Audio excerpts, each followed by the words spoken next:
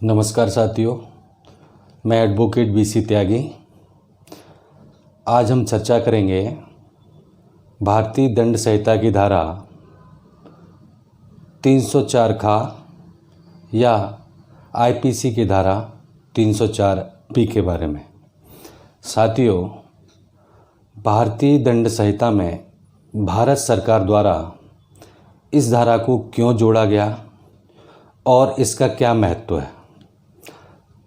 और भारत सरकार द्वारा इस धारा को भारतीय दंड संहिता में क्यों जोड़ा गया और इसकी क्या आवश्यकता पड़ी। साथियों, आज हम चर्चा करेंगे भारतीय दंड संहिता की धारा 304 खा या IPC की धारा 304B के बारे में।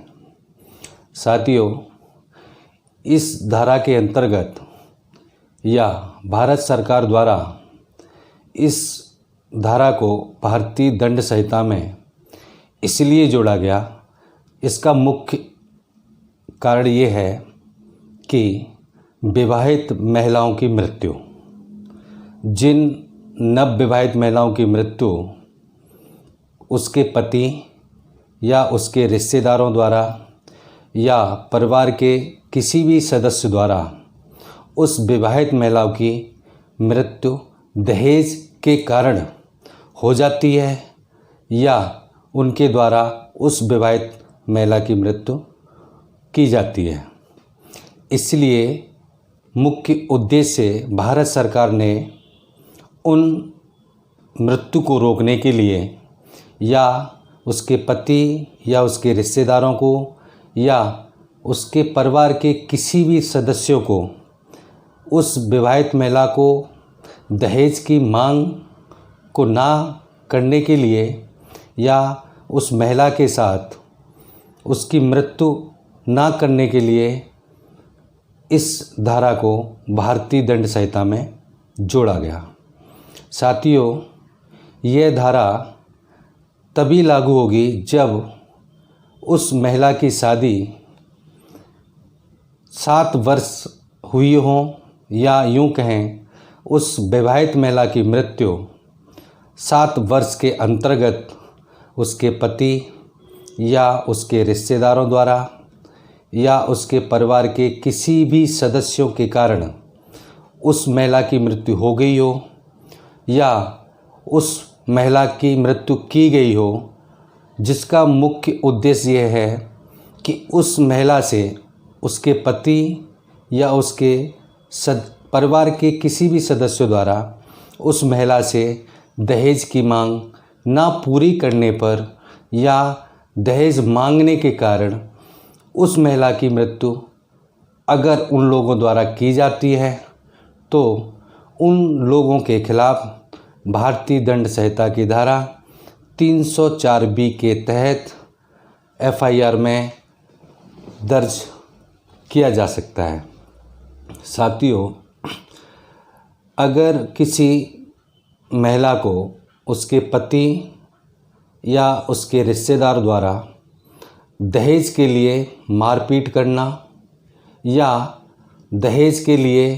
उसको जलाना या उस महिला को परेशान करना, उसको कष्ट देना कि अगर तुम दहेज की मांग पूरी नहीं करते हो तो उस महिला को दंडित करना या किसी प्रकार की चोटें पहुंचाना,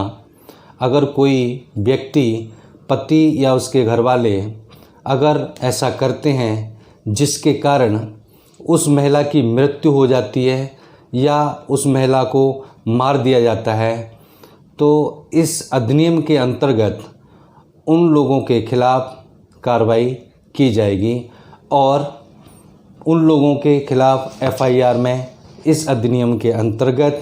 FIR दर्ज की जा सकती है। साथियों, सबसे महत्वपूर्ण बात यह है कि अगर किसी महिला को दहेज के लिए उसके साथ मारपीट करना या दहेज के लिए उसको मारना या उस महिला के साथ किसी भी प्रकार का कोई घटना करना जिस महिला की शादी 7 वर्ष हुई हो या 7 वर्ष के अंतर्गत उस महिला को उसके पति या उसके रिश्तेदार द्वारा उस महिला की मृत्यु की जाती है या उस महिला की मृत्यु हो जाती है, जिससे देखने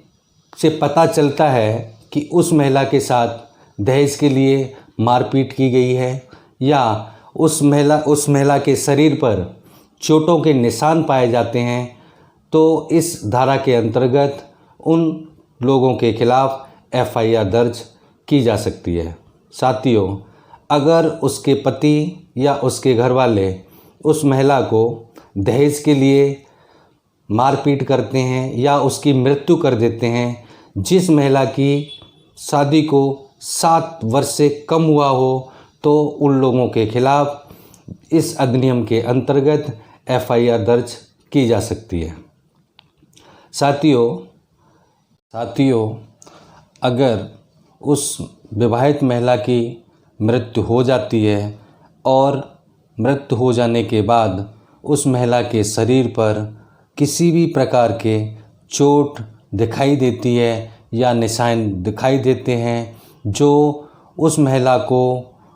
उसके पति या उसके परिवार वालों द्वारा दिया गया हो, तो उन लोगों के खिलाफ भारतीय दंड संहिता की धारा 304B के तहत FIR दर्ज की जा सकती है।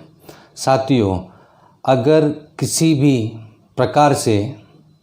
उस महिला की मृत्यु हो जाती है और मृत्यु होने से पहले उसके पति या उसके परिवार वालों के सदस्यों के द्वारा या उसके रिश्तेदारों के द्वारा ये मृत्यु होने से पहले उस महिला के साथ मारपीट या किसी भी प्रकार की चोटें अगर उन लोगों द्वारा दी गई हैं, तो इस अधिनियम के अंतर्गत उन लोगों के खिलाफ FIR दर्ज की जा सकती है। साथियों, अगर उसके पति या उसके परिवार के सदस्यों के खिलाफ FIR इस धारा के अंतर्गत हो जाती है और ये साबित हो जाता है कि उसके पति या उसके परिवार के सदस्यों द्वारा इस महिला की मृत्यु दहेज की मांग पूरा ना करने या उस महिला की मृत्यु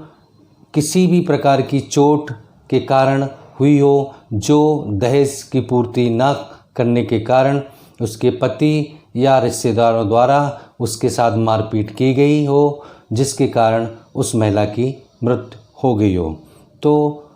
उसके पति या उसके परिवार के सदस्यों के खिलाफ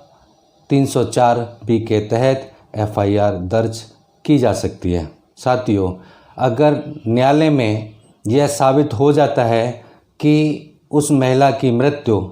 उसके पति या उसके रिश्तेदारों द्वारा उसे दहेज की मांग पूरा ना करने पर उसके पति या उसके परिवार के सदस्यों द्वारा या रिश्तेदारों द्वारा उसकी मृत्यु